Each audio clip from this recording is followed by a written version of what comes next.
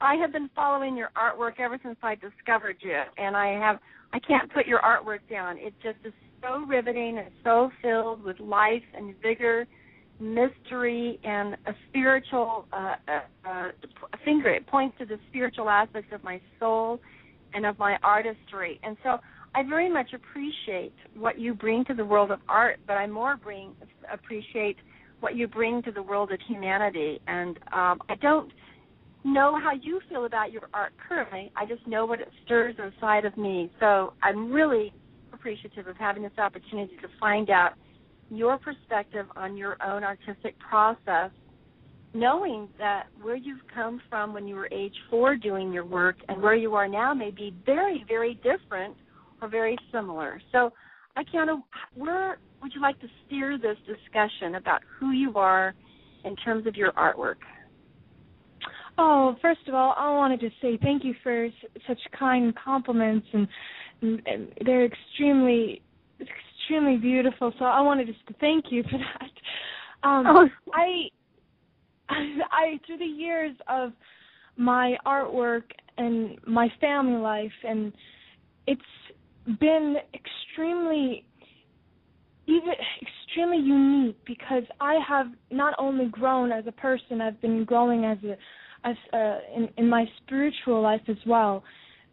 Since the day that my eyes laid on the unknowns, my curiosity just grew from there, and I just felt I was like a growing plant, always reaching for the mysterious light and always trying to grow further and further into a big tree. And that's what I feel now, that my art seems to me like growing inside me as if it's a part of me. And each time like I set a finger on my paintings, I feel like every stroke and every color, I feel their emotions. I feel like they are a part of a human being almost. It may have expressions and actions, and I feel that every painting that I do represents an emotion, a actual event that happened some point in time in the universe. And I'm so ecstatic that I was able to actually portray that in physical form. And today I'm actually astonished how far I've come and accomplished. And I'm never stopping. I feel so great using this ability to encourage children and adults to not live in fear all the time and stress. You live in love and be connected more. And I think that will always remain as my goal, is to unite people. Wow, that is extraordinarily powerful, everything you just said. You know, Akiane, I did wonder when you started at such a young age if you would somehow burn out or you would somehow come to, you know, the teenage and post-teenage more cynical position of our society and world. And it doesn't sound like you've gone to that cynical place. This is a good question because I sometimes wonder the same thing. I feel like, wait, am I missing anything? Did I leave out somewhere? But I'm looking at all the teenagers and even children or adults. I sometimes don't fit in any of those boxes. I feel sometimes I'm a little bit outside of the normal category. But actually, I feel normal. I feel great. There are just some things that it doesn't connect with me like other teenagers connect with some things. I just kind of go where my mind and my heart wants to go and not what society wants me to go. And I kind of base my life on that, and that's kind of where I am at right now. And I love talking to children and teenagers and even elderly people. I feel them no matter what age group it is. I feel like I am part of them, and I could understand where they're going through. It's kind of a mixture of emotions running through my body while I talk to a human being almost. Do you ever try to make sense of what's happened to you? Because I'm quite clear, and I get the impression you're quite clear that you are living a really unique perspective experience as a human being, and as a human being on the planet in 2012. This is a very unique person. You are someone that inspires all of us. I'm not trying to hold you up on a pedestal because that's just really not fair to you or anyone else, but nonetheless, it's unique. So have you ever tried to figure out why? Why me? Why me?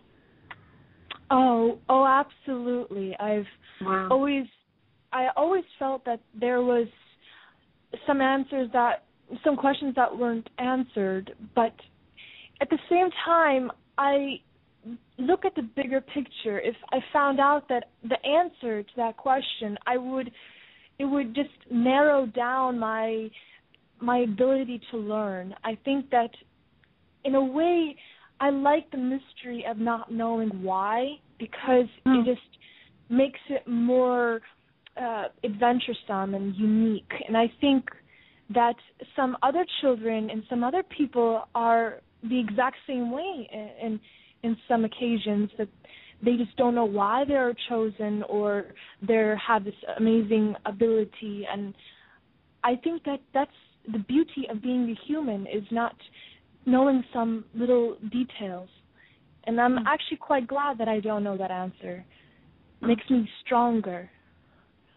So in one of the mysteries of one of your pieces of artwork that just really, I can't stop looking at it when I see it. There's a number of them like that.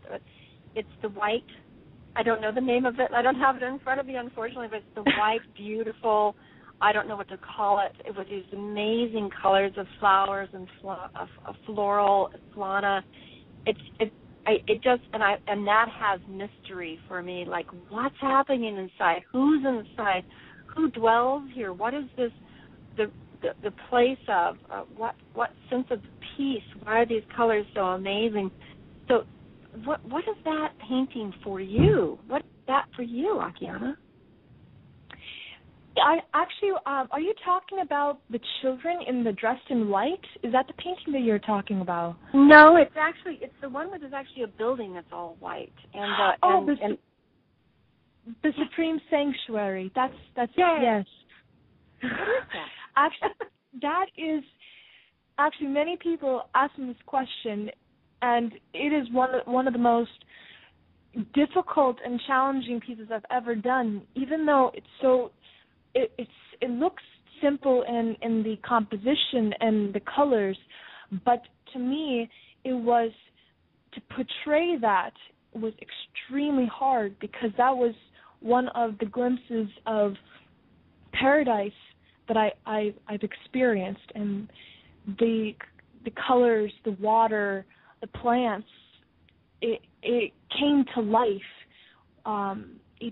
They had voices, they had faces, they had feelings, and they had planets in the bulbs of the flowers. I felt that to grasp all that information, the infinite information, and put it on the specific colors on a palette was challenging. But if you can really see, I hope that people can see what I saw as I was standing in the midst of that garden. So if we try to grasp, obviously you as the creator of that painting, the transmitter of the communication between what you saw and us as the audience of looking into that painting, you as the in-between, the mediator, would you convey that every single object that you paint wants to scream out a message, or wants to share their story, or wants to radiate their life, or how would you put this? Every painting that I do is a portrayal of a world that I have seen or visited, and it has a specific emotions and specific stories and experiences that are trying to project through the canvas. In a way, I feel like each time when I visit my gallery, I feel like the paintings actually